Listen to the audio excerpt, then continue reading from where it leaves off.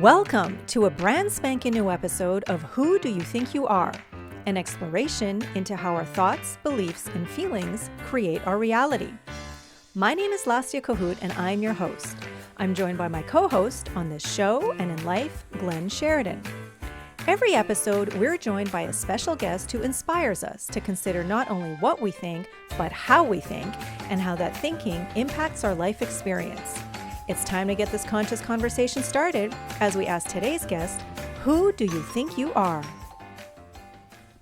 Hello, and welcome to another episode of Who Do You Think You Are? My name is Lastia, and once again, I'm here with my co-host in life and on this show, Glenn Sheridan. Hello, everyone. And today we have another super amazing, super special guest that I am so excited to talk to. And we're going to get things started as quickly as possible because we only have an hour in which to do so. But before we ask the big question that we ask all of our guests, I'm just going to introduce our guest a little bit. Someone who we got a chance to come in contact with through a mutual friend, Donia Oxford, someone who is an incredible boogie-woogie piano player, who is an actor, who is a social activist, just like our guest today. And so I'm just going to give you a few highlights. Our guest today is a Chicago native. He is a graduate of Howard University with a degree in jazz. He was personally trained by legendary blues, boogie-woogie, and rock and roll pianist Pinetop Perkins and Johnny Johnson. They call him their godson and praise his ability to master a piano style that was popular long before he was born. He is a pianist, a vocalist, a professional actor, author, and lecturer, and he now resides in Maryland. He also has his own band that he leads, but in his entire span of his career, he has also worked with Elvis Presley's Jordanaires, Chuck Berry, the legendary blues band, Percy Sledge, Sam Moore, Nappy Brown, and many, many others. He has his own CDs out. He has won several Washington Area Music Association Awards for Best Artist in the Roots and Blues categories, and he's got a Greatest Hits CD out. Now, he is also a social activist, and he is a published author with a book called Clandestine Relationships. He is also an award-winning documentary filmmaker with his film Accidental Courtesy. He has an upcoming book called The Clan Whisperer, and he appeared in, just because Glenn and I love the show The Wire, one of our favorite all-time shows ever, he appeared as a guest in there, and he's done several TEDx talks. There is so much more to this individual, and so I'm just going to let him now have the floor. So without further ado, Daryl Davis, let us know, who do you think you are? Thank you, Lastia and Glenn. It's a real pleasure to be here. Who do I think I am? Well, I let people define who they think I am, but personally, I'm just an ordinary person who wants to make society better, like my parents made society better for me. I did not have to go through some of the things they had to go through before I was born. So I think it's only fair that I try to better society for generations, that come after me. And I do that through music. I do that through sharing my experiences that I've gleaned from traveling all over this country and around the world. To date, I have been in 57 countries on 6 continents, and I have performed in 49 of our 50 states. I'll do the 50th state in November. Wow, that's amazing. Now, Glenn and I have both had the opportunity to watch some of your talks, some of your interviews, some of the podcasts, including Daryl Davis has been on the Joe Rogan Experience. But could you please let people know how you have managed to you mentioned that you didn't necessarily have experiences that other people had growing up, and you have traveled all over the world. Could you tell us a little bit about your history and why in your early days, especially, you traveled around the world the way that you did? Sure, absolutely. Well, I'm age 63, and I am the child of parents in the U.S. Foreign Service, State Department. So I grew up as an American embassy brat. And how it works is your family is assigned to a foreign country to work in the American embassy for 2 years, and then you return back home here to the States. You may be here for a few months, you may be here for a year, and then you're reassigned to another country abroad. So back and forth, every 2 years was my childhood. My first, I started traveling at the age of 3 in 1961, because I was born in 58. And my first exposure to school was kindergarten. I did kindergarten, first grade, third grade, fifth grade, seventh grade overseas. My first exposure to school was overseas. And my classrooms, every one of them, no matter what country we were in, were filled with kids from all over the world. Mm-hmm. Anybody who had an embassy in those countries, all of their children went to the same school I went to, the international school. So my classmates were from Nigeria, Czechoslovakia, Japan, Russia, Sweden, France, Australia, you name it. And since that was my first experience with school, that was my baseline. That was my norm. Now, when I would return home back here to my own country, the United States, I would either be in all Black schools or Black and white schools, meaning the still segregated or the newly integrated. You know, we didn't have the amount of diversity in this country that I had overseas or that we have today. So literally, when I was overseas, I was living, you know, maybe 10, 12 years ahead of my time, because that multicultural scenario had yet to come to this country like it is today. Mm-hmm. And so I was already prepared for it. To me, that was the norm. My classroom looked like a United Nations of little kids. I didn't know any different. You know, if you were to pop your head in the door, you would say, oh, this is a multicultural classroom. Well, the term multicultural did not even exist back in the 60s. You know, I remember when it became multi-cultural. Now it's all one word. Mm-hmm. To me, it was just the norm.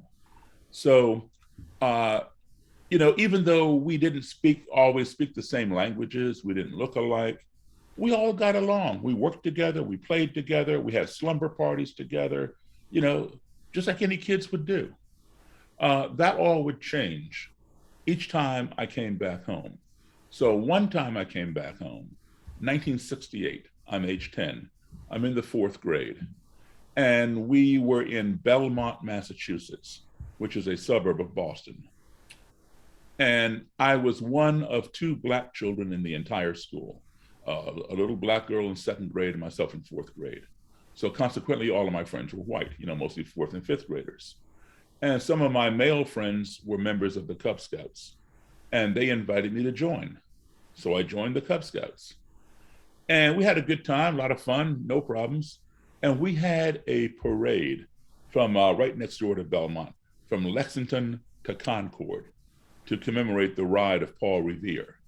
And the Cub Scouts, along with some of the other organizations, Boy Scouts, Girl Scouts, Brownies, 4-H Club, things like that. We're all, you know, the streets are blocked off. Both sides of the street, the sidewalks were lined with nothing but white people, waving and cheering and smiling. And I was probably the only Black Scout in this parade. No problems until we got to a certain point in the parade route when suddenly I was getting hit with some bottles and soda pop cans and small pebbles, rocks, and just general debris from the street by a small group of white spectators off to my right, who were mixed in with a larger crowd of white people. I remember there being perhaps 4 or 5 people. There were a couple kids, maybe a year or 2 older than me, and a couple of adults. I assume it was their parents, I don't know. Mm-hmm. But anyway, they were throwing these things. Now, having never had any precedent for this, my first reaction was, these people over here, they don't like the Scouts. That's how naive I was. And it wasn't until my den mother, my Cub master, my troop leader, and some other Scout leaders came running over, and these were all white people, and they adults, and they huddled over me with their bodies and protected me and escorted me out of this danger. And I kept saying, why are they doing this to me? I didn't do anything to them. What did I do? What did I do? You know, I'm trying to find fault with something that I had done to cause this reaction, you know, because people just don't ordinarily throw rocks at people. And all they would do is shush me and rush me along, telling me everything's going to be okay. Just keep moving, keep moving. They never answered my question. So at the end of the parade, you know, I went home. My parents, who were not there, were putting mercurochrome, the sticky red stuff that we had as kids, and alcohol and Band-Aids on me, and asking me, how did I fall down and get all scraped up? I told them the truth. I didn't fall down. I told them exactly what had happened. And for the first time in my life, my mom and dad, I'm an only child, my mom and dad sat me down and explain to me what racism was. Mm. It's hard for people to grasp this right now in this country, but you got to understand, at the age of 10, given my background, I had never heard the word racism. I had no clue what they were talking about. And when they told me why I was being hit, I always trusted my mother and father. They were my go-to people, for problems or questions, and they never lied to me. But on this day, I knew they were lying because my 10-year-old brain could not process what they were telling me. I could not get my head around the idea that someone who had never seen me, someone who had never spoken with me, someone who knew absolutely nothing about me would want to hurt me for no other reason than the color of my skin. It just made no sense. Mm-hmm. Furthermore, and to bolster my thought on this was the fact that the people who were doing this looked just like my friends. Mm-hmm. My friends from overseas, whether they were my little American friends from the embassy, or my French or German or Swedish or Danish friends, or for that matter, my classmates right there in Belmont, and their parents, who for the most part, treated me rather well. So what my parents were saying had nothing to do with color. Why were they saying this? I didn't believe them. Move ahead about a month and a half, 2 months later, that same year, 1968, on April the 4th, Martin Luther King was assassinated. And I remember it very clearly. Every major city in this country, my hometown, Chicago, where I am right now, Washington, D.C. area, nearby Boston, you name it, every major city in this country burned to the ground with violence, racism, and hatred, and just destruction, all in the name of this new word that I had learned almost 2 months prior called racism. So now I realize that this phenomenon existed, but I didn't know why. Why are people like that? So at that age, I formed a question in my mind, which was, how can you hate me when you don't even know me? And now for the next 53 years, I've been in search of the answer to that question. So as an adolescent and on through my adulthood, I've bought just about every book I can find on the KKK, on racism, on Black supremacy, white supremacy, anti-Semitism, the Nazis in Germany, the neo-Nazis over here, trying to understand this mentality. Now, I still have this vast library. All of my books talk about it, but none of them really explain to me why, at least not satisfactorily to me, to justify this. So I continue looking. I would ask different people, why does this happen? Well, Daryl, some people are just like that. That's just the way they are. Well, that wasn't good enough. Well, why are they just the way they are? Yeah. Yeah. So I continued. So now I graduated Howard University with my degree in music in 1980. And then a few years later, I'm playing in a country band. And, I like blues and rock and roll. Well, country is no different. The blues and country are kissing cousins, the same three chords. Seriously, they are. Yeah. And Hank Williams Sr., the father of country music, he learned to play guitar from a black blues street guitar player named Rufus T. Tot Payne. Hank, as a teenager, used to go see Rufus on the streets of Montgomery, Alabama, and give him sandwiches in exchange for guitar lessons. Mm-hmm. So if you listen to Hank Williams, to me, Hank Williams, Patsy Cline, those are blues singers. They're singing from the heart, from the soul, from the gut, Yeah. And anyway, so I joined this country band because, country music had made a resurgence. It never went away, but it had kind of, fallen off the main charts, top 100. And a movie had come out called Urban Cowboy, mm-hmm. with John Travolta, a mechanical bull that you ride, and these line dances. So it was the rave, right? And so all the clubs and lounges and places that we know were playing top 40, they changed their format to country. So I joined this country band, all white band. I'm the only black guy in the band. They were established here in the Maryland area. And they had played this place called the Silver Dollar Lounge before, up in a town called Frederick, Maryland. And the Silver Dollar Lounge was known as an all-white bar. there was a truck stop lounge that was frequented by truckers because it was at the convergence of two major highways. And it was a truck stop plaza where truckers would stay overnight at the motel above the lounge, and they get their trucks worked on, they gas up, they have an all-night restaurant, etc. And there were no signs that that said white customers only or anything like that, nothing like that. But it had that reputation, and Black people simply did not go in there unless they happened to stumble in there for some reason, because they were not welcome. When you go somewhere where you're not welcome and alcohol is being served, it's not always a good combination. Mm-hmm. So they stayed out of there. Well, here I am in the Silver Dollar Lounge, and I played with the band first set. We were taking a break. I'm walking over to the band table with the band when I felt somebody come up behind me and put their arm around my shoulder, like they're hugging me or something. Now, I don't know anybody in here, and I see the whole band in front of me, so I'm looking behind me to see who's touching me. And it's this white guy, maybe 15, 18 years older than me, big smile on his face. And he says, "Man, I sure like your all's music." I said, "Thank you." And I shook his hand. And he says, he points at the stage and says, "I've seen this here band before, but I ain't never seen you. Where'd you come from?" And I explained, well, yes, the band has played here before, but I just joined the band recently, a couple months ago. It was my first time. He said, "Man, I sure like your piano playing. This is the first time I ever seen a Black man play piano like Jerry Lee Lewis." And to me, it was not offensive by any means. And he certainly didn't mean it to be offensive. And that's not how I took it. But I took it kind of surprisingly, because given this guy being a lot older than I was, Jerry Lee's time, had more or less come and gone. His heyday was in the 1950s. I mean, he was still around, but this guy probably grew up more than I grew up with Jerry Lee Lewis's music. And I was surprised that he did not know the Black origin of this style of piano playing. And I said, "Well, where do you think Jerry Lee Lewis got it from?" He says, "What are you talking about?" I said, "Well, that style came from Black, blues, and boogie woogie piano players. That's where rock and roll and rockabilly evolved."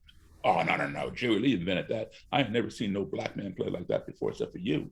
So I'm thinking, okay, well, the dude never saw Fats Domino or Little Richard, same style and or same genre. And the guy didn't believe me. And I said, "Look, man, I know Jerry Lee Lewis. He's a friend of mine. I've known him for a long time. He's told me himself where he learned how to play." The guy didn't believe I knew him, but he was so fascinated with me. He wanted me to come back to his table and let him buy me a drink. So I go back to his table. I don't drink alcohol, but I asked for a cranberry juice. He ordered it, paid for it. Then he takes his glass, he clinks my glass and cheers me and says, "This is the first time I ever sat down and had a drink with a Black man." Now I'm completely baffled, mm-hmm. because now you understand my background. I've been all over the world. Mm-hmm. At that point in my life, I had sat down literally with thousands, tens of thousands of white people or anybody else and had a meal, a beverage, a conversation. How is it that this guy, who is at least a decade and a half older than me, had never sat down with somebody outside of his race? And so innocently, I asked him why.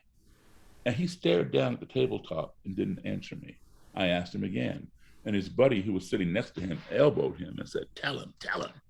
And I said, now I'm mystified, tell me. He looked back at me, didn't crack a smile. He said, "I'm a member of the Ku Klux Klan." And I just burst out laughing because now I didn't believe him. This guy had to be pulling my leg. I know a whole lot about the Klan. As I told you, I have a vast library on the Klan. Mm-hmm. And so, and they don't just come up and hug a Black guy and praise their talent, want to hang out and buy him a drink. So I'm laughing. He goes inside his pocket, pulls out his wallet, and produces his Klan membership card, which he hands to me. I look at this thing. I recognize the Klan emblem, which is a red circle with a white cross and a red blood drop in the center. I realized, oh, this thing is for real. So I stopped laughing because it wasn't funny anymore. And I gave it back to him. And we talked about the Klan and different things, but the guy was very, very friendly. I got to give it to him, he was super friendly and just fascinated with, he had discovered something, that nobody else knew. There's a Black guy who can play like Jerry Lee Lewis. That was just fascinating to him. I became a novelty. So he gave me his phone number and wanted me to call him whenever I was to return to this lounge with this band, because he wanted to bring his friends, meaning his Klansmen and Klanswomen friends. So I said, okay. And I would call him every 6 weeks whenever the band was to return back there on a rotation basis with other bands. And he would show up. I'd call him on a Wednesday or a Thursday, say, hey man, we're down at the lounge, come on out. He'd come both nights, Friday and Saturday. He'd bring Klansmen and Klanswomen, and they came in street clothes, not, robe and hood. And they would gather around near the stage and watch me play with the band.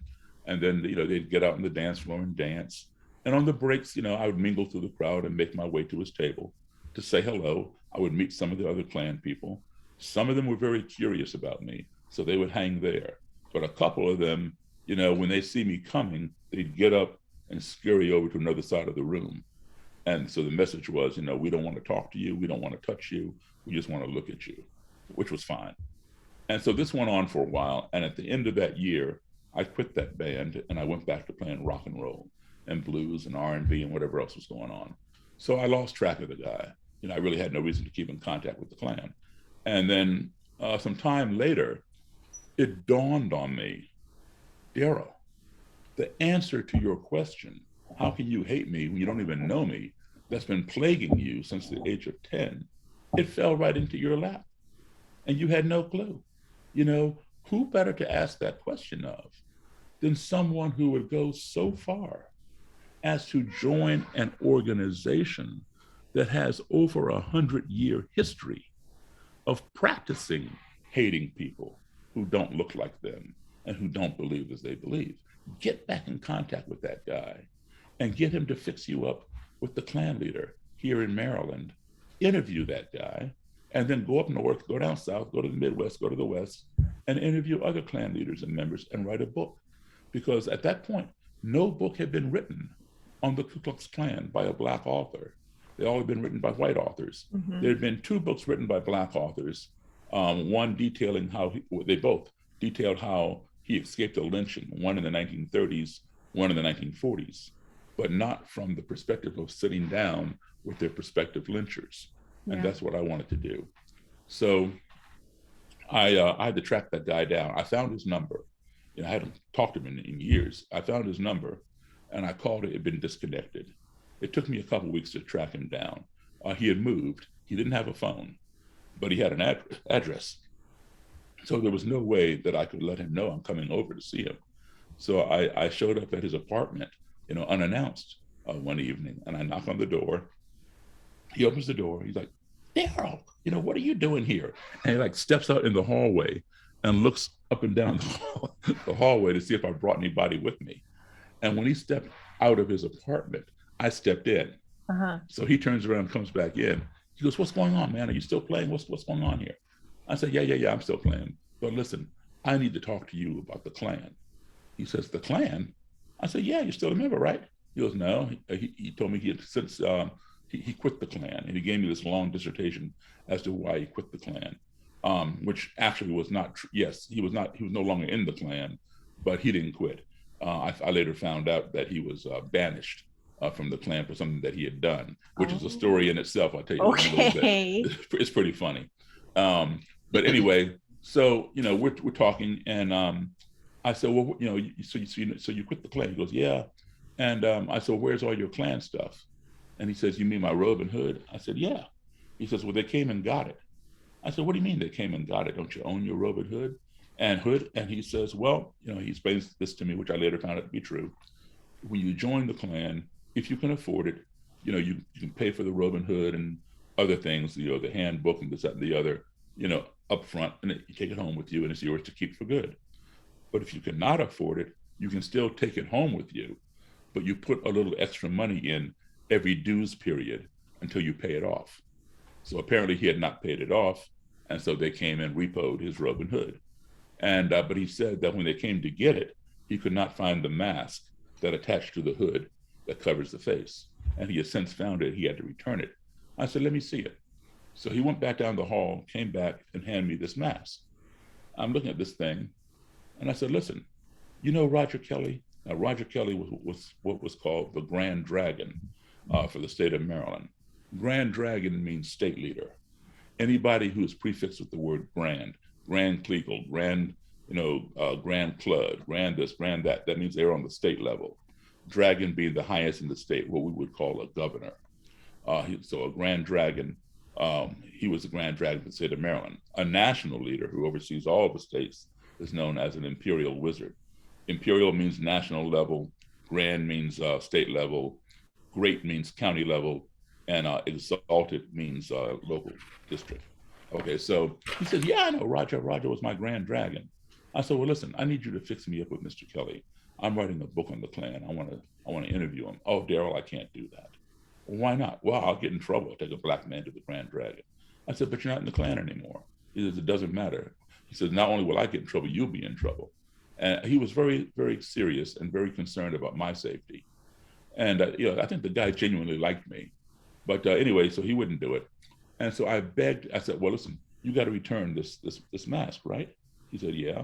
I said, well, give me Mr. Kelly's phone number and his address, and I'll go to his house and I'll return it for you. He snatched that thing right out of my hand. I said, no way. And I had to beg and plead for 20 minutes for this guy to give me Mr. Kelly's personal information, his phone number and his address.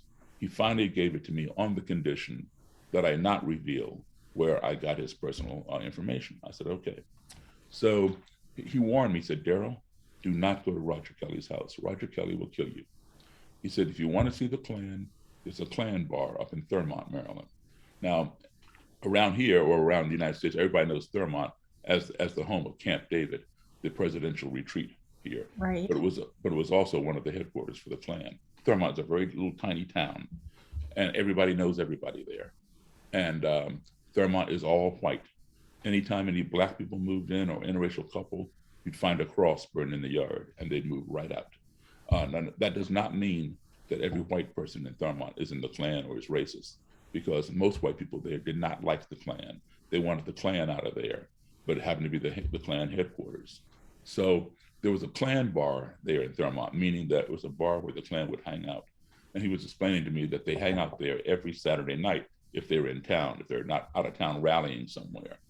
And he described the bar to me. It's a public place. He said, you're better off, going and trying to meet him in a public place than go on his property, which I agreed. And he said, they're there every Saturday night, unless they're out of town. He gave me directions to this place. And when you first walk in, he said, there'll be a row of booths off to the left. The first two booths closest to the door are reserved for the Klan. And that's where you'll find Roger Kelly and the rest of the, Klan people in that area. I said, okay. So he says, now I don't guarantee he'll even talk to you, but you're safer to approach him in a public place than go on his property. I said, all right. So, I'm a full-time musician. I don't have any Saturday nights off. I go chase the Klan around. So I called my secretary who books my band. And I said, do I have any Sundays off? Because I figured Sunday is still part of the weekend. Maybe there might be some remnants of Klan on a Sunday. She named me 2 or 3 Sundays. I said, okay, I picked one. I said, I'm gonna go up there and find Roger Kelly. Well, she says, I want to go with you. And I said, no, you can't go. And the problem that I was having was, she's white. Mm-hmm. And not a problem for me, but I knew it'd be a problem if a black man walks into a Klan bar with a white woman. There's bound, you're bound to find the Klan. So, but she was determined, that she was going to go with me. So I said, okay, you go at your own risk. She said, all right. So we set the Sunday aside. We drove up to Thurmont, and my guide gave me perfect directions. Boom, there it was. So there are like 4 or 5 little steps going up into this place. It's a stoop, and then you go in. And we're sitting in my car trying to figure out, how does a black man walk into a Klan bar with a white woman? And I said, okay, I'm going to walk in first. You walk in right behind me.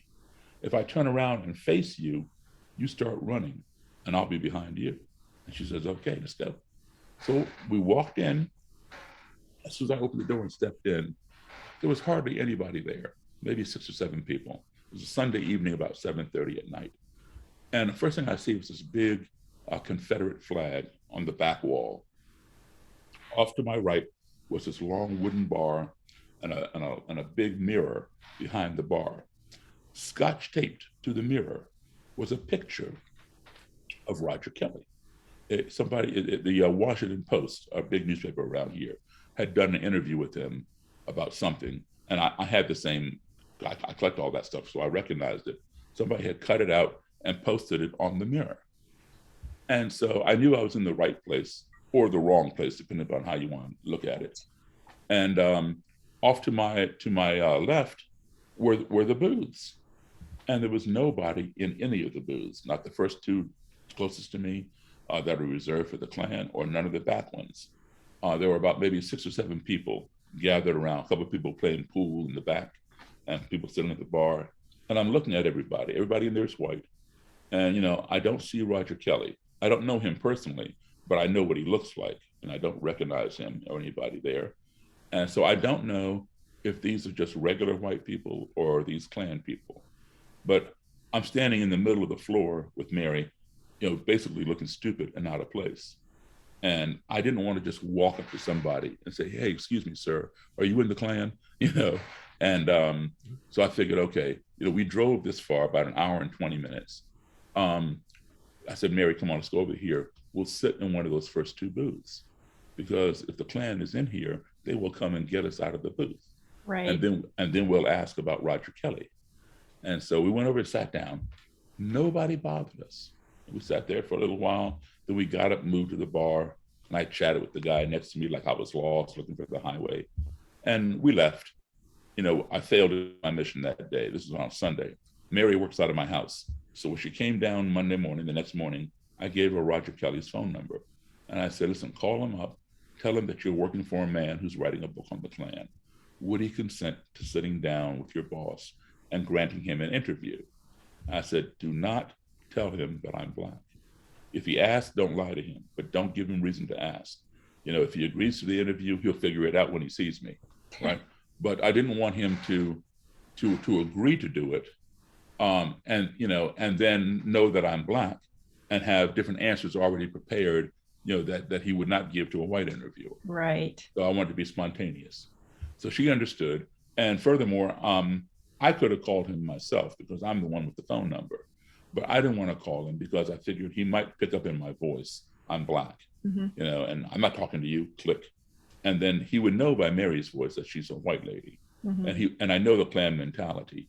He would not just automatically assume this white woman is working for a Black man, because they don't just think that way. And so she understood. She called him, got a hold of him. He didn't ask what color I was. He agreed to the interview. So moving ahead, we established the interview in the motel above the Silver Dollar Lounge for 5:30 on a Sunday afternoon. And Mary and I got there super early, several hours early. And I gave her some money and sent her down the hall to get soda pop out of the machine and put it in the ice bucket and put ice in there, get it all cold, so I'd be able to offer my guest a beverage, a cold beverage. I had no idea what this man was going to do when he appeared in the door and saw me. You know, would he freak out and say, "I'm not talking to you," and turn and leave? Would he attack me, or would he just come in the room and do the interview as he had agreed to over the phone? But in any event, I knew what I was going to do. I was going to be hospitable and offer him a cold beverage. So we got all that set. And the room, just, it wasn't planned, it was just how it was. If you're standing in the doorway of the motel, you cannot see who's in the room until you enter the room and walk around the corner, and then you see the room. So I took the lamp table and I put it in the most obscure area of the room. And I put a chair on one side for Mr. Kelly and a chair on the other side for me. And so that way Mr. Kelly would have to come in the room before he saw me. I wanted him on my turf. And so I had a black canvas bag beside my chair. And in my bag, I had a copy of the Bible, because the Ku Klux Klan claims to be a Christian organization. And they claim that the Bible preaches racial separation. Now, in my reading of the Bible, because I'm a Christian as well, I've never seen that. So I want to be able to, you know, reach down, pull out my Bible and say, "Here, Mr. Kelly, please show me chapter and verse where it says Blacks and whites must be separate." I also had a cassette recorder, which I set in the middle of the table, and some blank cassettes in the bag. So everything's all set. Right on time, there's a knock, knock, knock on the door, and Mary hops up and runs around the corner and opens the door. In comes what is known as the Grand Nighthawk. Nighthawk in Klan terminology means bodyguard, security. Grand, of course, meaning state level. So a Grand Nighthawk is a bodyguard for a Grand Dragon, like an Imperial Nighthawk would be the bodyguard for an Imperial Wizard. In walks this Grand Nighthawk. He's dressed in military camouflage with the Ku Klux Klan patch, that red circle thing crossed right over here, the letters KKK here. On his cap, it was embroidered Knights of the Ku Klux Klan. And on his hip, he had a semi-automatic handgun in a holster. He comes in, I'm sitting at the table looking, and right when he turned the corner and saw me, he just froze in place. Well, Mr. Kelly, had yet to come around the corner. And when he came around the corner, he didn't know that his Nighthawk had stopped. Mm-hmm. So he slammed into his back and knocked him forward. So now they both were tripping and stumbling, trying to regain their balance. And I'm just sitting there, looking at them. And they're like looking all around. And I could see the anxiety and the apprehension in their faces. I could read their faces. Their faces were saying, did the desk clerk give us the wrong room number? Or is this an ambush? All the stuff. And so I realized that. So I stood up and I went like this to show I had nothing in my hands. And I walked towards Mr. Kelly and I put my hand out and I said, hi, Mr. Kelly, I'm Daryl Davis. And he shook my hand. Mm-hmm. And the Nighthawk shook my hand as well. And so far, so good. I said, please, come on in, gentlemen, please. Have a seat, Mr. Kelly. And Mr. Kelly sat down. And right before I could sit down opposite him, he asked if I had any identification. I said, sure. And I produced my wallet and I gave him my driver's license. And he looks at it, he goes, oh, you live on Flat Street in Silver Spring. And that had me a little unsettled. Like, why is he looking at my street address? Is he going to come to my house and burn a cross? I mean, what's he going to do? All he has to do is look at my name, look at my picture, look at me, make sure it's the same, and give me back my license. Now here he is reciting my address. So I didn't want to let him know that he had unnerved me a little bit, but I wanted to let him know under no circumstances was he to come to my house uninvited for any nefarious purpose. Mm-hmm. And I said, yes, Mr. Kelly, that is my address. And you live at, and I named his house number and his street. That way I leveled the playing ground. Mm-hmm. So he smiled and nodded his head like he understood. I didn't realize it that day, but it was many months later that I realized I had no reason to fear him coming to my house. He was surprised by my address because one of his members lived right down the road from my house, right off my street. So Mr. Kelly would have to travel down my street to get to that guy's house. My street runs through two neighborhoods, and he lives at the other neighborhood over there. And so just pure coincidence, but I had no way of knowing that at the time. And today that member is in a federal prison for committing a hate crime. He's there for a long time.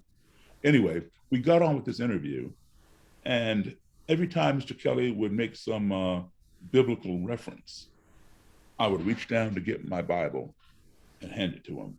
Or if my cassette tape ran out, I'd reach down to get a fresh tape. Every time I'd reach down, the Nighthawk would reach up to his hip and put his hand on the butt of the gun. Mm. And I understood that. I mean, that's his job. His job is to protect his boss. He doesn't know me. He doesn't know what's inside my bag. So he's doing his job. I got that. And after a while, he relaxed. I went in and out of the bag. The Nighthawk didn't move. And a little while later, just maybe over an hour into this interview, there was Mr. Kelly and I just talking casually, and there was a very fast, very short noise that came out of nowhere. It was like that was it. And because it came out of nowhere and there was no reason for it, we all jumped. Everybody, we all jumped. I came out of my chair because I was getting ready to attack Mr. Kelly. My mind was that quick that because the noise was so short and so fast, my ear could not discern it. And I knew it didn't belong in the conversation. And I knew that Mr. Kelly had made the noise because I didn't make it. So if I didn't make it, he had to, logical deduction or something. And I had gone and I feared for my life because, the guy, the former member, had told me, Daryl, don't fool with Roger Kelly. He will kill you. Mm-hmm. So I'm thinking, what did I do to cause this man to go off and make some weird noise? He's the head of the clan. I'm a black guy, and now this man is making strange noises. So I went into survival mode. And in survival mode, what most people will do, some people will just pass out. They faint because the fear is so great, the brain shuts down and can't process it, and they pass out. I don't do that. Other people, their bodies will tense up and they'll start shaking, and their muscles will constrict, and you can be kicking them, hitting them, and they won't even be deflecting the blows. They'll curl up into a little fetal position and shake. That's paralysis by fear. I don't do that either. Another thing people would do is to run away. To me, that is your best choice. And that's exactly what I would have done had that been presented to me, that opportunity to, as quickly as you can, separate yourself from the source of fear. But there is no running away from a bullet in a motel room. You know, I'm not armed. My secretary is not armed. The only person who I knew for sure who was armed was the Nighthawk. I could see his gun here. I don't know if Mr. Kelly had a gun up under his suit jacket or not. All I know is I'm not armed, and I cannot outrun a bullet in this little room. So the last option would be to do a preemptive strike, get them before they get you. And that's why I came up out of my chair. I was ready to dive across the table, which is a small table, and grab the Nighthawk, grab Mr. Kelly, and slam them down to the ground and take away the Nighthawk's gun and immobilize the situation. Because my job is to protect myself and my secretary. The Nighthawk's job is to protect himself and his boss. So when I hit the table, I was looking right at Mr. Kelly, right into his eyes. And I didn't say a word, but I knew he could read my eyes. My eyes were saying to him, "What did you just do?" But to my surprise, his eyes were saying the same thing to me. He didn't say a word, but I could read his eyes. They're saying, "What did you just do?" And the Nighthawk had his hand on his gun, looking at both of us like, "What did either one of you all just do?" Well, Mary was sitting to my left on top of the dresser, and she realized what had happened, and she began explaining it. The bucket of ice with the cans of soda was sitting next to her, and the ice had begun melting, and the cans of soda were falling down the ice in the bucket. So it was going, shh, shh. That was it. And we all began laughing at how ignorant we all had been. But this was a teaching moment. I won't say it was a learning moment at that particular time. The learning would come later, but it was a teaching moment. And two things that I think were taught there was that we all in that room and those moments, we were all human beings because we all reacted to fear. We didn't know what that noise was. We were ignorant to the noise. I mean, yes, we knew there was a bucket of ice and cans of soda over there, but we had long forgotten about it because we were so engrossed in our conversation, you know? And so in that moment, we all felt fear. We all were humanized in that regard. And then as soon as that fear was addressed, we all felt relief and we began laughing, you know? And those are human instincts, human emotions. Secondly is this, the lesson taught is that ignorance, you know, all because this foreign entity, which was foreign to us at the time, the bucket of ice and cans of soda, all because some foreign entity of which we were ignorant had entered into our little comfort zone via the noise that it made, we became fearful of each other and accusatory of each other. So ignorance breeds fear. And if you do not address that fear and keep it in check, that fear will escalate and breed hatred because we hate the things that frighten us. If you do not address that hatred when it gets to that level and keep it in check, the hatred will escalate into anger and breed destruction. We want to destroy the things that we hate. Why? Because they frighten us. But guess what? They may have been harmless and we were simply ignorant. So we saw the whole chain or whole cycle almost come to completion with destruction had the Nighthawk pulled his gun and shot somebody, namely me or my secretary, or had I pounced across the table and hurt one of them. Fortunately, it stopped just short of that last component, destruction. But you're probably aware of what went on 4 years ago, 2 days ago, in Charlottesville, Virginia, Yep. August 12th, 2017, with the white supremacist rally. Mm-hmm. Perfect example. On August 12th, 2017, there was a lot of ignorance in Charlottesville, Virginia. What did that ignorance escalate to? It escalated to fear. That fear escalated to hatred, which culminated in destruction when a white supremacist got inside his vehicle and attempted to murder as many counter-protesters as he could by driving that car full force, full speed into the crowd. He succeeded in injuring 20 people and murdering one young lady named Heather Heyer. So ignorance breeds fear, fear breeds hatred, hatred breeds destruction.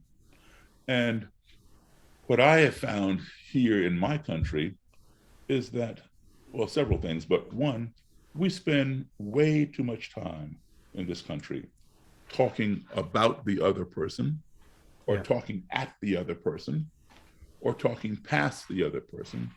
Why don't we spend more time talking with the other person? And also this, there are many different ways to address racism, because racism is a multifaceted thing. And so it must be addressed on different levels. You have institutional racism, you have systemic racism, you have individual racism, all kinds. And there are different ways to do it. If you're dealing with a corporation or a department or a company, then you start at the top and trickle down, because people down below, they take their cues from the top. Mm-hmm. If the top is loose, people down below on the floor or the street are going to be loose, like a police department, right? If the people at the top are tight, the officers down below are going to be tight. It's how you manage you down. But when you're dealing with individual kind of things, you can't do this top down. You have to do bottom up. And see, people don't realize that. People want to address the destruction. They want to address the fear and the hatred. Forget about the destruction. Forget about the hatred, the fear. Those are symptoms. Those are byproducts of the root cause, of the nucleus. You take George Floyd, for example. George Floyd has been destroyed. He's not coming back. Yes, he's definitely a significant human being, but let's not look at the destruction. Let's look at the root cause. Why did this happen? The root cause is ignorance.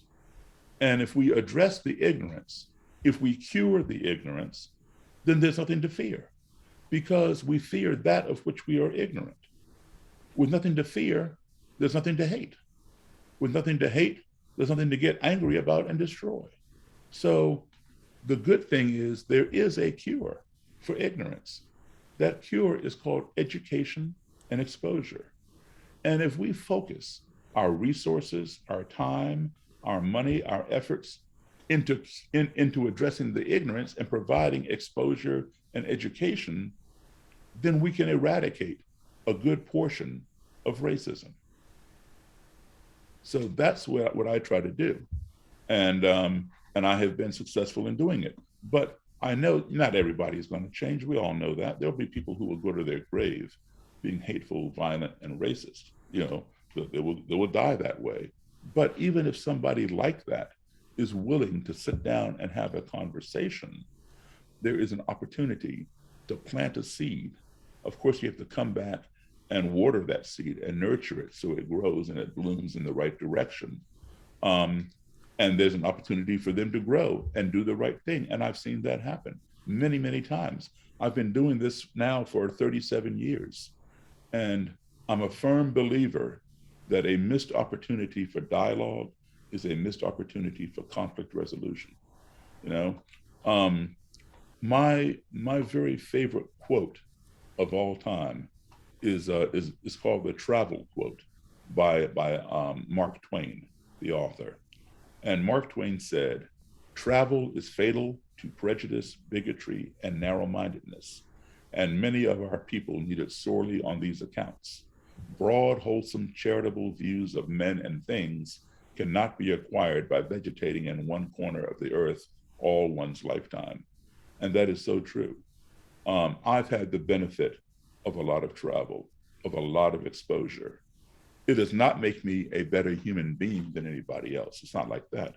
But what it has done for me is has made me have a broader perspective than most other people, because I've seen things that most people have not, especially Americans, because unfortunately, most Americans do not travel that much. In fact, most Americans don't even have passports, you know? Now, Europeans, they travel all the time. They're always going somewhere. They, we call it vacation. They call it, I'm going on holiday, and, and our vacation in this country consists of a week, maybe 2 weeks.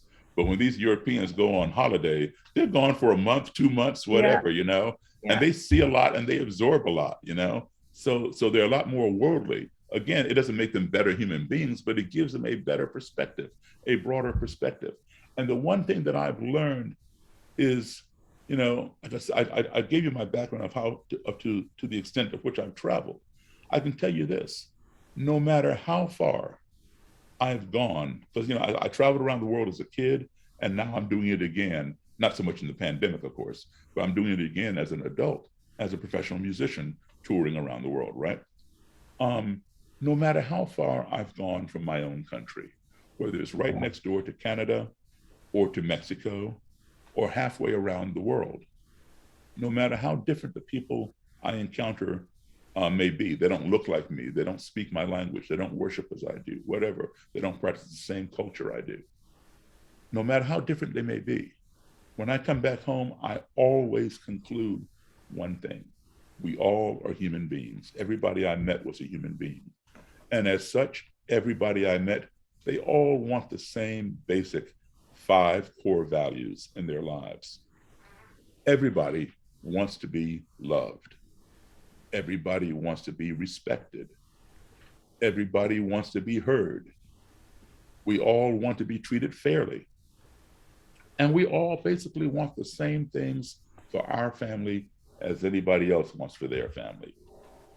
And as long as we employ those 5 core values, or any of those 5 values, when we find ourselves in a culture or society in which we are unfamiliar, I can guarantee our navigation will be much more smooth and much more positive.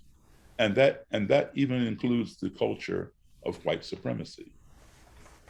And that, I think, has been the key to much of my success in understanding how to communicate with people.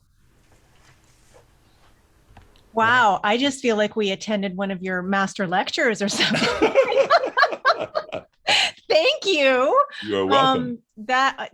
Thank you. I don't know how many people in our audience, would have had the opportunity to have listened to you thus far, but that was just such an amazing, sort of collection of a bunch of the things that I've seen, some of which have been repeated in various talks or interviews or whatever. But it just, it makes me think, as someone who was born and raised and has grown up in Canada. I haven't lived anywhere outside of Canada, in different places in Canada, but I am Canadian sort of through and through. With my culture, my background is Ukrainian. And so my sister and I are first generation Canadian, but our families on both sides are from Ukraine. And so, I mean, I am white, kind of brown now from the sun, but I am white. And the thing that we encountered growing up in Edmonton was, it was oh God, the word just totally escaped me. But bigotry, because we were Ukrainian. Yeah. And that, our family, was a family that immigrated from Ukraine, and that we spoke a different language, we ate different food, we may dress differently. That being said, I also grew up, every city I've been in, has been predominantly white. But growing up in Edmonton, once we kind of got older and got past the, you're Ukrainian, you're different from us, Edmonton and then Toronto, where Glenn and I both spent, about 3 decades of our lives before moving out to Vancouver Island 5 years ago, very multicultural, just, a total salad or rainbow or melting pot or whatever it is that, you want to say. And so to have that experience of growing up with and having friends and being immersed in communities from, that include different cultures and ethnicities and ways of life. And it just, it's astounding to me that someone would think that someone is less than or more than based on any aspect of their beingness, whether it's the color of their skin, how much money they make, where their parents came from, what language they speak, what food they eat, anything. And I can't remember which interview or what it was that I heard you talk in, where you were talking about something akin to, we're Western, we have a Western perspective on the world, and that there are other countries that are completely different. And it's not ours to go and sort of, cast our perspectives or the way we think and the way we live on, the way another country that has a completely different way of living might, even if it's something that we don't understand, if it's something that, doesn't necessarily make sense to us. And those are none of your words, but the gist of whatever right, exactly was I think, along that line. one of the examples of that would be like, there are a lot of cultures that predate us, like, so a lot of Eastern cultures and things. For example, in this country, 20, 30 years ago, we laughed at acupuncture, and you couldn't get insurance to cover acupuncture. Today you can. Yeah. Well, so why were we laughing at this Chinese medicinal thing when they've been using it for over 2,000 years? If it didn't work, why they're still using it 2,000 years later? And now all of a sudden we're using it and our insurance is covering it. But 20, 30 years ago, we were laughing at it or whatever. So, it shows us different things. And speaking of Ukraine, oftentimes the State Department will send me overseas to speak to different countries. And I spoke right before the pandemic, as a matter of fact, 2 months before the pandemic. I spoke in Poland for the State Department. And the issue there was the conflict between the Polish people and the Ukraine people. And I remember after my lecture, I went out to dinner with this Polish lady, and we're just talking, and she was explaining this conflict. Now she had nothing against Ukrainian people, but she was saying there are people in Poland, some of them do. That's what the conflict is. And I said, but look, you see that table over there across the restaurant? I said, can you look at those people and tell me if they're Polish or Ukrainian? And she says, no, not by looking at them. They're all white. And I said, well, then how do you know if they're Ukrainian? And she says, I have to hear their voices, their accents. Yeah. And she can tell by the language or their accent. And so I said, it's kind of ridiculous to judge them, when they have the same skin color. Over in our country, you can look at me and see I'm black. I don't look like a white person, or that person is a Hispanic, that person is Asian, and that so they pick on what somebody looks like as opposed to their accent. And over here, we don't have a problem with Catholics and Protestants getting along with one another. In Northern Ireland, is a big deal. That's Glenn. There you go. Yeah. So it's everybody has their own little pet peeve, I guess. But I think the solution is more communication, because when you talk with somebody for 5 minutes, you find more that that you have in common than you do in contrast. And I love that you said that. And I know, Honey Bunch, you want to jump in, and I'm also like very aware of the time. Yeah, I can do about another 15, 20 minutes. Okay. All right. So I love that you talk about, open communication, keeping the conversation going, because it makes me think of a term that keeps coming up, in my circle at least, but I'm sure that it comes up elsewhere, is to hang out with like-minded people, which, to some degree, okay, that's fine. But if you're constantly hanging out with like-minded people, you are missing out on opportunities to have a conversation or to engage with someone that doesn't think the way that you do, that doesn't live the way that you do. And you're shutting yourself off from opening yourself up to learning about different things, right? Right, absolutely. Which is why I say, if people say, well, what can we do? I say, walk across the cafeteria. Yeah. And what do I mean by that? I see a lot of schools, a lot of corporations, companies, especially in metropolitan cities, like say Toronto or something, um, where people work together on the same project in class or in their company. They might even share the same cubicle at work. But what happens at 12 noon? Everybody goes downstairs to the cafeteria, Mm-hmm. and blacks sit with blacks, whites sit with whites, Hispanics sit with Hispanics. They tend to self-segregate. Now, does that mean that they're racist? No, not at all. People tend to feel more comfortable around people who have some familiarity, like-minded. They speak the same language. They're the same religion, same culture, whatever, and that's fine. Now, the problem comes if you try to go and sit at their tables and say, no, no, no, we don't want you here. You go over there. Then that's a problem.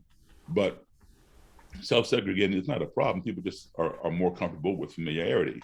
But I would say walk across the cafeteria once or twice a week. Leave your little comfort group and go sit with somebody you never sat with before, you know, and you will teach that person something. You will learn something from that person, and you'll probably make a new friend, and your horizons will be broadened. Let me tell you what happens to me. I give probably 50, 60 to 75, 80 lectures a year. Again, not during pandemic times, but normally. Colleges, universities, different places, 2 to 3 out of every 10 I give at a college. This will happen. I'll do the lecture, I'll do a Q&A, and then I'm done. But still, there'll be some students who come up to the podium, they want to ask a few more questions, or they want to touch one of the robes or hoods that I bring with me. And there 2 or 3 out of 10 times, there'll be some student standing off in the distance in the back. And they aren't doing anything. They're just kind of milling around doing nothing.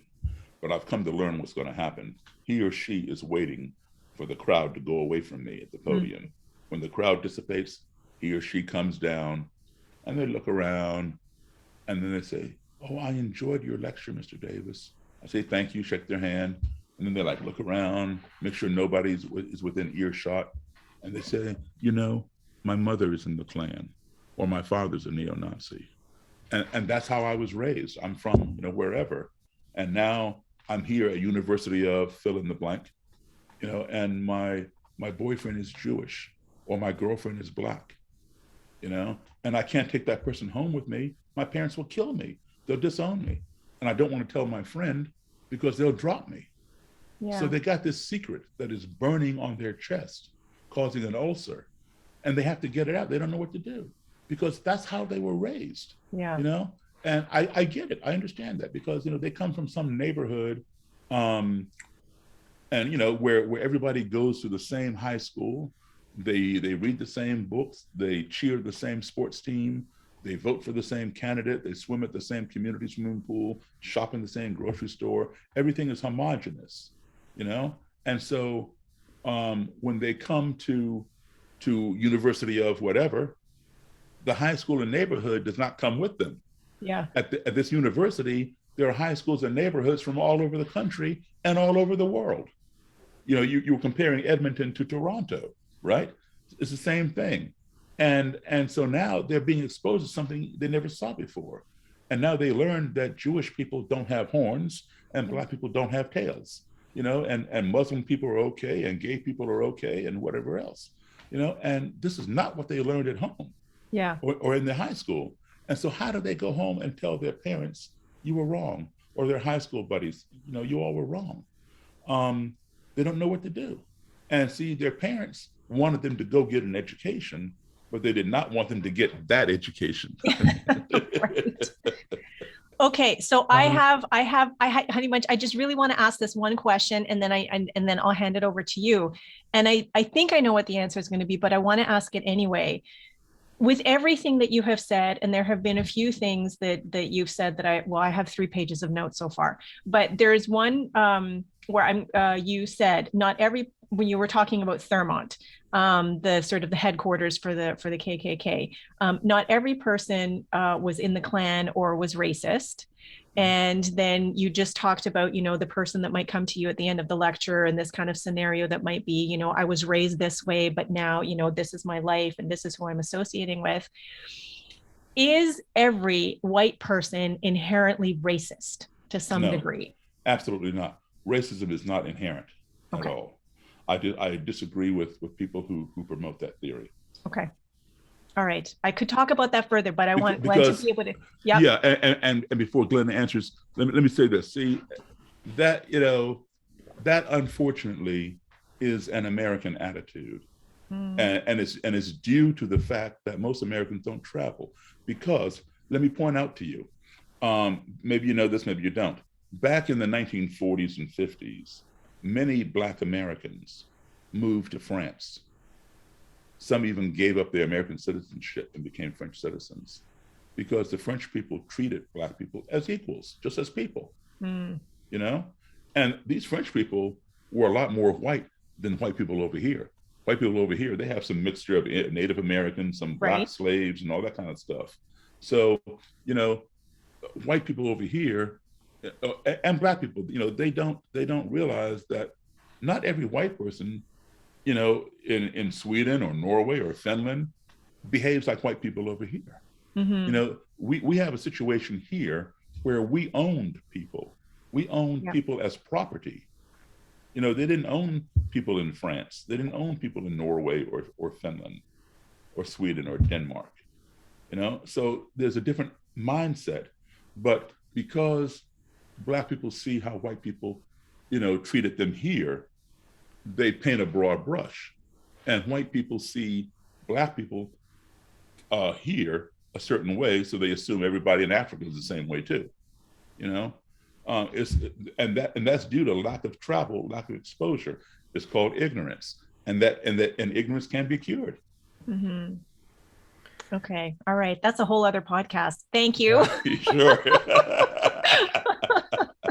Yeah, I'm wondering whether you'd be willing to come back and just talk about music then, because this we haven't Sure, even. absolutely. Yeah, because this is like you were talking there, I was just thinking travel being limited, like we are all being limited in our travel right now. I think most Western countries that are dealing with the pandemic response in their own way, that's one of their ways of doing it. They've sort of put virtual borders, around air travel, rail, across the water and ferries. Like we're Yeah, we're, we're getting that coming in Canada, where you can't even go interprovincially without status of vaccination, whatever. So, um, and I'm just thinking that's a problem. No travel is going to not make this any easier, what you're doing, and this mindset to be changed.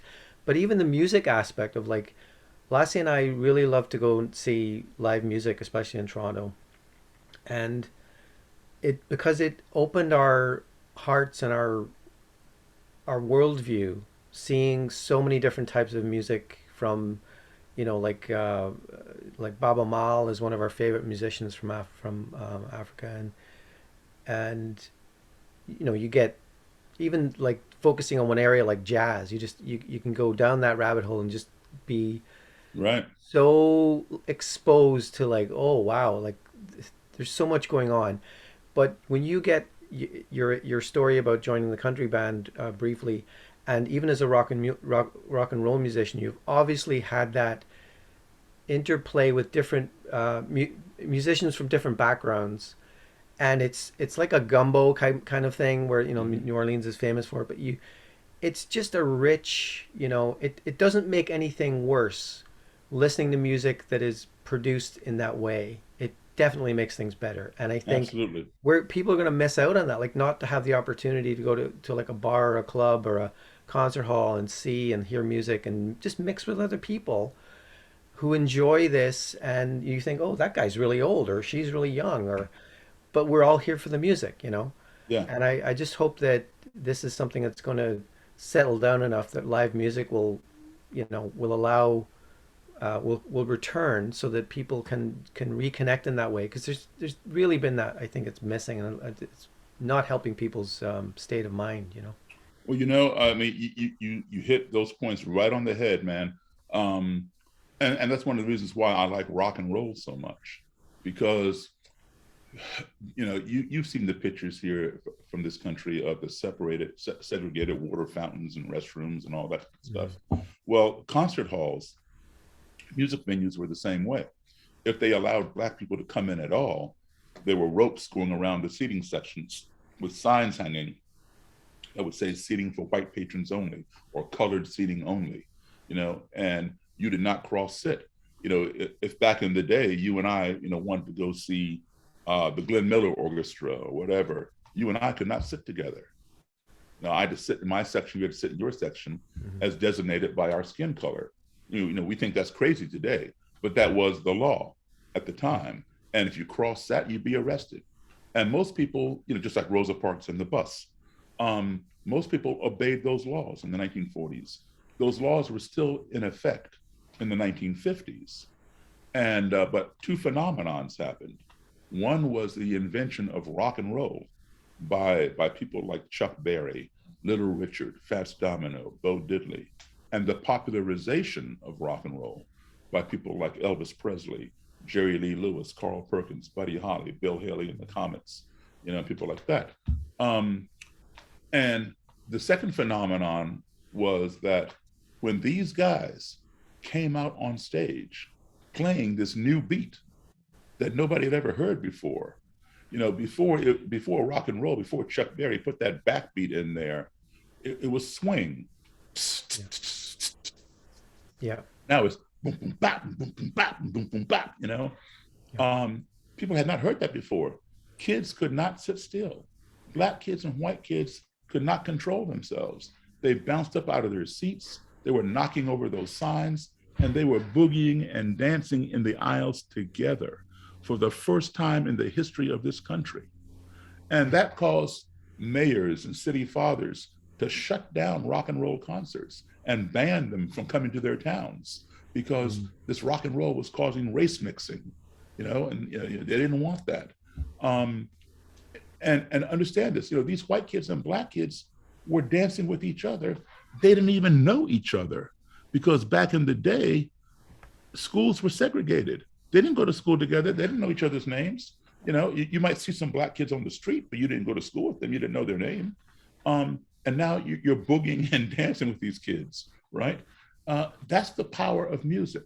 So like today is Saturday, right? So let's say I'm off. I don't have a gig tonight. So instead of me being the entertainment, I want to go out and be entertained. So there's a club down the street.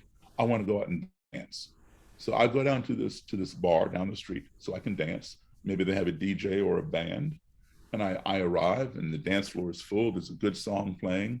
I want to dance to it. First thing I'm going to do, I'm going to look around the bar, see if I see some single lady, who's not attached to somebody, and ask her to dance. And I see Alessia sitting at the bar by herself, and she's beating her hand on the bar in time to the music. Yeah, so which I do. Yeah, oh, there you go. Obviously she likes the song. I don't know her. I'm going to walk over and say, hey, you want to dance? And she says, yeah. She pops off the bar stool and we go out on the dance floor. And if it's a slow song, we're like this, turning around on the floor. If it's a fast song, we're apart shaking or whatever. But the point is, I don't know her. And then at the end of the song, I escort her back to her seat. I said, thank you for the dance. By the way, my name is Daryl. Oh, my name is Lecia, and I said, so Lecia, what do you do? And she says, she is the vice president of Microsoft in British Columbia. Whoa, she's making $500,000 a year, and she says, what do you do, Daryl? And I say, I'm a cashier at McDonald's. I'm making what, $9,000-$10,000 a year. Where would two people that far apart on the spectrum come this close without even knowing each other's names? Music. Yep. Wow. I got to dance with Daryl Davis. Oh my God. I don't know where I was. And we don't give enough credit to those pioneers of rock and roll, because yes, while Black adults and white adults were working very hard in the civil rights movement through marches, demonstrations, sit-ins, boycotts, protests, etc., to bring Black adults and white adults together. These rock and roll people were achieving that with kids through their music. They were achieving that with kids through their music. And if you think about it like this, just for a second, think outside the box. These kids who danced together in the 50s to this new thing called rock and roll, their parents were like, you know, this can't happen. Um, these kids did not know these Black kids, just like I didn't know Lacey at the bar when I danced with her. Um, but they figure, you know what, that wasn't so bad. And so when they grow up and have kids of their own, they're not as racist as their parents are. Yeah. And then when their kids have kids, they're not as racist. And then the next generation, that's the generation that voted for Barack Obama. Mm-hmm. So rock and roll contributed to the lessening of racism in this country. Yeah, your song on your greatest hits, I noticed you have a song about Chuck Berry, "We All Owe a Debt." Yeah, Right? That's yeah, it's true in a bigger sense, but like for sure, right. haven't even thought about that. Yeah, that's something Well, that's speaking of Chuck Berry, you know his song "School Days," up in the yeah, morning and out to school. yeah, yeah, Okay, so he's talking about school, but then the last verse goes, "Hail, hail, rock and roll, deliver me from the days of old. mm-hmm. Long live rock and roll. The beat of the drums loud and bold. Rock, rock, rock and roll. The feeling is there, body and soul." Yeah, I thought about this and I asked him about it, and he said, "Yeah, Chuck was a very non-political person, but he put in these little innuendos here and there. yeah, And hail, hail, rock and roll, deliver me from the days of old. yeah, yeah. Deliver me from segregation. Long live rock and roll. The beat of the drum is loud and bold. A new thing is coming along." Yeah. Wow. And that's what it meant. Wow. Please, Oh my. please come back and do a music one. I'm sorry, Anytime, no, I'm we anytime. want salivating to here. talk to you about Yeah. music. Oh my gosh. Okay. Well, All right. So we are almost out of time because Mr. Davis has to go. But just before we do, there is the rapid fire question round, just where okay, Glenn is going to, for 1 minute, bombard you with a bunch of questions and sure. just answer them right off the top of your head, no thinking. It's just a fun way to kind of get to know you a little bit better. And then afterwards, we'll let you know what you've won.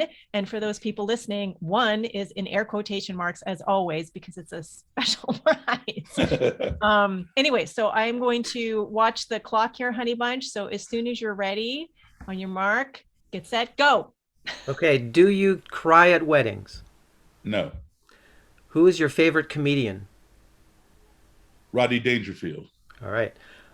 The world's most enthusiastic music audiences are in which country? Which? I would say England. Okay. Which do you prefer, cats or dogs? Both. Shake, rattle, and roll or flip, flop, fly? Same song. Aretha's Respect or Otis's Respect? Both. Otis wrote it. Aretha made it a hit. Okay. Naps or massages? Massages. Museums or art galleries? Museums. Kindness or compassion? Compassion is guidance. And teaching or learning? Learning. Okay. And sweet or salty? Sweet and salty. Okay. Ding, ding, ding, ding. All right. Okay, Glenn, why don't you tell Go. Daryl Davis what he's won? You have Come won on down. a reading from one of my favorite books by Richard Wagamese, Embers, Okay. and Ojibwe's Meditations. He's passed away now, but he was a great writer, poet, teacher in Ojibwe, which is in Quebec and Ontario. So he wrote a book of meditations and just thoughts, poems. And this is what he says. I've been considering the phrase, all my relations, for some time now. It's hugely important. It's our saving grace in the end. It points to the truth that we are all related, that we are all connected, that we all belong to each other. The most important word is all. Not just those who look like me, sing like me, dance like me, speak like me, pray like me, or behave like me. All my relations. That means every person, just as it means every rock, mineral, blade of grass, and creature. We live because everything else does. if we were to choose collectively to live that teaching, the energy of our change of consciousness would heal each of us and heal the planet. Absolutely. And, he said it a lot more eloquently than I did. But that's basically what I said in those 5 principles. No matter how far I've gone from this country, no matter how many different kinds of people I met who don't look like me, speak like me, worship as I do, or practice my belief system, one thing I found is that we all are human beings. We all related in humanity. Yeah, that's why I chose it, I guess. I didn't know why I chose it. Serendipity. There you go. Oh my gosh, what an incredible conversation, and what an incredible opening to hopefully another conversation that's Absolutely. more about Absolutely. music. Oh my God, this has just been so wonderful. Please give Donia my regards. I will do. So just before we go, Daryl, if someone wanted to learn more about you, find out about your book, everything, the music, all of it, just who and what you are, what you do, how you show up in the world, where would they go? DarylDavis.com. That's DARYL. Only 1 R. All right. We will have a slide showing that for those people viewing. And again, that is www.daryldavis.com for those people who are just listening. Okay. It has been such a joy, such a delight, so engaging, so enlightening and educational. And we are just so thankful for your time and presence. So thank you for being here. Thank you for having me. All right. So thank you to everyone for tuning in, for listening, for watching, however you've engaged with us. My name is Lasia. I have been here with my co-host, Glenn. Hey. And our special guest today has been actor, musician, social activist, super awesome guy, Daryl Davis. Thank you very much for having me. I look forward to part 2. All right. All right. And so thank you again to everyone. We are so grateful for your support, for your enthusiasm, for your engagement. This has been another episode of Who Do You Think You Are? Stay tuned. Another episode will be coming out in about 2 weeks. That's it. Bye for now. Bye, everyone. Thank you. This has been an episode of Who Do You Think You Are? An exploration into how our thoughts, beliefs, and feelings create our reality. My name is Lasia Kohut, and I have been your host. My co-host has been Glenn Sheridan. We'd like to thank the following for helping make this podcast a reality. Today's special guest, Daryl Davis. Music, Vasco Lourenco, copyright 123rf.com.